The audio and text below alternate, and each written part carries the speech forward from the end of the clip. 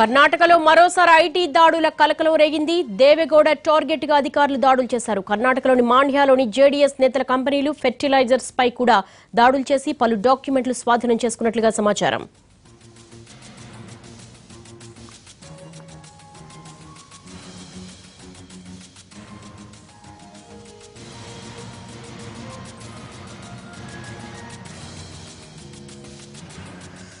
కర్ణాటకలో ఐటీ దాడులు కొనసాగుతున్నాయి. దానికి సంబంధించి మరిన్ని వివరాలు దినకర్ అని తెలుసుకుందాం. దినకర్, ఇవి రాజకీయ ప్రేరేపిత ఐటీ దాడులుగానే పరిగణించవచ్చా?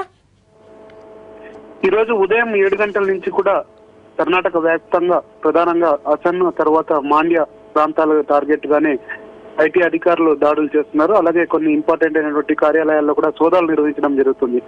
ఈ టార్గెట్ అంతా కూడా మనం భావించవచ్చు దేవేగౌడ కుటుంబం అలాగే కుమారస్వామికి దగ్గర బంధువులైనటువంటి వాళ్ళందరి మీద కూడా వారి కుటుంబ సభ్యుల పైన తర్వాత ఎవరైతే ఈ ఎన్నికలకు డబ్బులు ఏర్పాటు చేస్తున్నారో వాళ్ళందరినీ కూడా టార్గెట్ చేస్తూ కూడా దాడులు జరుగుతున్నటువంటి పరిస్థితి ఉంది.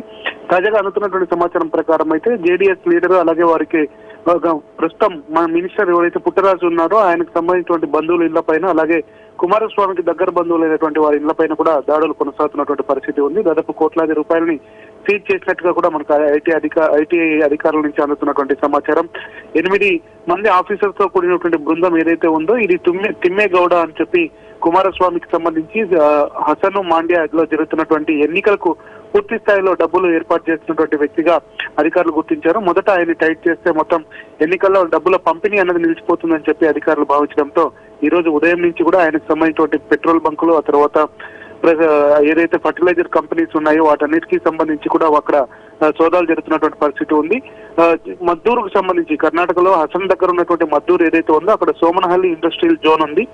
ఇదంతా కూడా కుమారస్వామి బంధువులైనటువంటి తిప్పేగౌడ అన్నటువంటి ఆయన వ్యక్తికి సంబంధించినటువంటి పరిధిలో ఉన్నటువంటి ప్రాంతాలు. సో ఆయన ఇంట్లో ప్రస్తుతం దాడులు కొనసాగుతున్నటువంటి పరిస్థితి ఉంది. కోట్లాది రూపాయలను ఇప్పటి వరకు కూడా సీజ్ చేసినట్టుగా మనకు అందుతున్నటువంటి సమాచారం. ముఖ్యంగా జేడీఎస్ పార్టీ మాండ్యాలో గెలుపుని ప్రతిష్టాత్మకంగా తీసుకున్నటువంటి నేపథ్యంలో అక్కడ సుమలత పోటీ చేస్తున్నటువంటి నేపథ్యంలో కూడా పోటీ పరిస్థితి చాలా టైట్ గా ఉన్నటువంటి నేపథ్యంలో ఓటర్లను ఆకర్షించడానికి ప్రలోభ పట్టడానికి ఈ రోజు రాత్రి నుంచి ఎల్లుండి ఉదయం వరకు కూడా డబ్బు పంపిణీ చేయాలని చెప్పి జేడీఎస్ నాయకులు నిర్ణయం తీసుకోవడం జరిగింది. అందులో భాగంగానే ఈ డబ్బునంతా ఒక దగ్గర పెట్టుకున్నటువంటి నేపథ్యంలో ఐటీ అధికారులకు సమాచారం రావడంతో సోమయ్య ఫర్టిలైజర్స్ ఆ తర్వాత పెట్రోల్ బంక్ తో పాటు తిమ్మేగౌడకు సంబంధించినటువంటి అన్ని ప్రాంతాల్లో కూడా మొత్తం అంతా మనీ లాండరింగ్ జరుగుతున్నట్టుగా గుర్తించారు. దీనికి సంబంధించి కూడా ఎన్నికలకు పూర్తి స్థాయిలో డబ్బులు బ్యాక్ డోర్ నుంచి ఏర్పాటు చేసినటువంటి నేపథ్యంలో వారి ఇండ్లపైన దాడులు కొనసాగుతున్నాయి. 8 మంది ఆఫీసర్ల బృందం ప్రస్తుతం అక్కడ తనిఖీలు చేపడుతున్నారు. అంటే ఓ పక్క ఐటీ ఇంకో పక్క ఈసీ చాలా టైట్ వాతావరణం అయితే కనిపిస్తోంది. కర్ణాటక పాలిటిక్స్ కి సంబంధించి చాలా ప్రతిష్టాత్మకంగా తీసుకున్నట్టున్నారు.